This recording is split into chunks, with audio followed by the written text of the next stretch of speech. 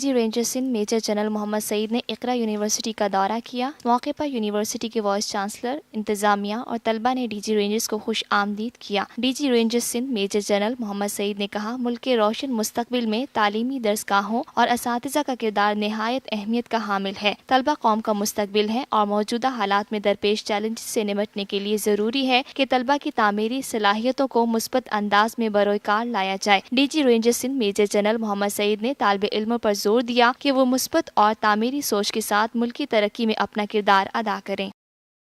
पाकिस्तान हम सबका, हम सबका, हम सबका पाकिस्तान हम सबका, हम सबका। 23 मार्च 1940 को हमने पाकिस्तान बनाने का अहद किया।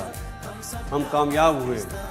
आइए आज फिर अहद करें कि हम पाकिस्तान को फसादियों से पाक करेंगे, क्योंकि ये है हम सबका पाकिस्तान। हम सबका पाकिस्तान।